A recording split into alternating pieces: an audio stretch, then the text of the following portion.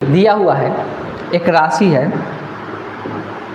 कितना, जो 1456 रुपये है की राशि को 10 साल के लिए निवेश करने पर मैच्योरिटी पर यह राशि कितना रुपये हो जाता है, तो 2366 रुपये हो जा रहा है। मतलब क्या है कि अगर 1456 रुपये राशि का क्या करते हैं, निवेश कर रहे हैं, तो ये 10 साल के बाद कितना हो जा रहा है, 2366 रुपये हो जा रहा है 10 साल के बाद। क्लियर है, तो 10 साल के बाद इतना हो जाता है। तो निवेश की गई राशि पर प्राप्त वर्ष का साधारण ब्याज की दर निकालना है। दर को इंग्लिश में हम लोग क्या कहते हैं, रेट कहते हैं। तो बेसिकली हमको क्या निकालना है, अमाउंट पर रेट यहाँ पर निकालना, सिंपल इंटरेस्ट पर, हाँ यहाँ पर बोला है find the rate, simple interest का रेट फाइंड आउट करना है। ठीक है, तो सबसे पहले हम पता करेंगे, हमको रेट निकालना। चलिए, रेट के निकालने का आसान सूत्र क्या होता है, रेट जो होता है, दर जो होता है, दर निकालने का तरीका क्या होता है, जो एक साल का दर निकालने का फार्मूला क्या होता है, एक साल का ब्याज, ऊपर में क्या करते हैं, एक साल का ब्याज लिखते हैं, ब्याज मतलब ब्याज को ऐसे दिखाते हैं, और नीचे में जो इनिशियली अमाउंट हम लोग लगाते हैं उससे क्या करते हैं, भाग कर देते हैं और गुने 100 कर देंगे। यही क्या होता है, मेरा दर परसेंटेज होता है।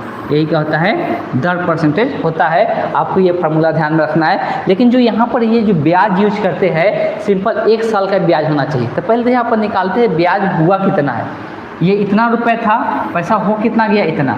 मतलब इसमें से इसको घटाएंगे तो हमको ब्याज पता चलेगा। तो इसको हम लोग ब्याज को हम लोग आई से दर्शाते हैं, तो पहले पे ब्याज निकाल लेते हैं।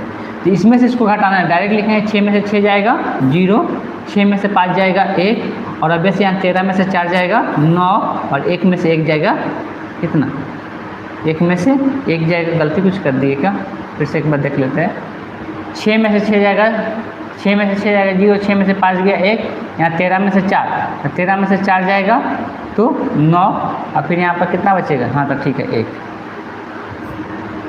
ये कुछ ज़्यादा नहीं हो जा रहा है, क्या गलती कर दे रही है। अच्छा, यहाँ 1 में से 1 जाएगा तो 910, ठीक। तो ये आ गया हमारा पेज कितना, 910 रुपये ब्याज आ गया। लेकिन ये जो ब्याज आया, ब्याज कैसे निकला, तो देखिए ये अमाउंट इतना रुपए हो जा रहा है, मतलब ब्याज लगा है तब ना इतना रुपए हो जा रहा है। तो जो ब्याज प्राप्त हुआ है, ब्याज कैसे निकलेगा, इसमें से क्या करेंगे, इसमें को घटा देंगे, ये मेरा कितना हो गया ब्याज।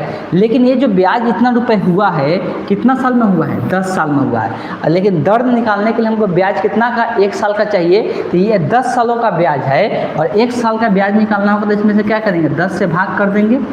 तो 1 0 से 1 0 कट जाएगा, तो ब्याज कितना हो गया, 1 साल का 91 रुपये हो गया। अब हमको रेट निकालना है, दर निकालना है, जिसको आर से दिखाते हैं। तो हमको फार्मूला बता दिए कि आई लिखना है 1 साल का, तो 1 साल का कितना है, 91 रुपये है। और प्रिंसिपल मतलब इनिशियली अमाउंट कितना हम लगाए थे वो नीचे में लिखा जाता है, तो 1456 हो जाएगा, और गुने क्या हो जाएगा, 100 कर देंगे। यही मेरा क्या निकल जाएगा, दर परसेंटेज निकल के आएगा। अब देखिए, जब भी ऐसा इतना बड़ा संख्या दिख रहा है, ज़्यादा चांसेस है कि ये कटने वाला है, कैंसल आउट होगा जरूर। आप 91 से काट दें इसको, कैसे काटेंगे ध्यान समझना है, काटने का भी अलग अलग तरीका होता है। तो आप आसान तरीका से कैसे काटेंगे, तो देखो 91 से अलग से भाग करने की जरूरत नहीं है। 91 एकम 1 एक बार में जाएगा, पहले ये 3 अंक लेंगे ना भाग लगाने के लिए, एक बार में जाएगा। और जब ये एक बार में जाएगा तो ऑब्वियस है 100 के बाद कितना बचता है, 45, 145 है ना, तो 45, इधर 91 है, तो 45 में यहाँ पर 100 में कितना छोड़े हैं, 9 छोड़े हैं, इसमें 9 और जुड़ जाएगा तो कितना हो जाएगा, कितना हो जाएगा, तो 9 और जुड़ जाएगा तो 54 हो जाएगा। और 54 पर कितना बचा है, 6 बचा, तो इस पर 6 लिख दी। अब ये 91 से कटेगा कि नहीं, तो देखिए ये लगभग 100 के करीब है, 100 से कम है ना थोड़ा सा। तो अब जैसे कि 6 बार में हो सकता है ये कट जाए, देख सकते हैं 6 बार में ये कट जाएगा। 6 एकम 1 को 9 6 कितना होता है, 54, मतलब ये 6 बार में क्या हो जाएगा, कट जाएगा। ये कितना बार में कटेगा, 16 मरतबे। अगर 16 मरतबे कट गया तो हमको पता ही है 4 से कटेगा 4 मरतबे, 100 कटेगा 25 मरतबे।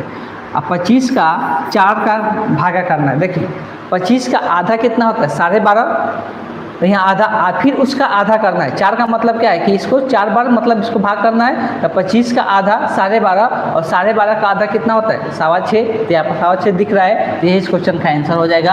अदरवाइज नहीं समझ में आया तो भाग कर दे। यहाँ पे 4 में 25 से भाग करेंगे, 8 7 का 24, 6 बार तब 1 बचेगा, 1 पर 0 बैठाएंगे, तो 1 पर 0 होगा तो 10 होगा, तो 4 दूना के 8, फिर 2 बचेगा, तो 2 पर 0 बैठाएंगे तो 5 20 होगा, 4 पर कितना हो जाएगा, 20 हो जाएगा।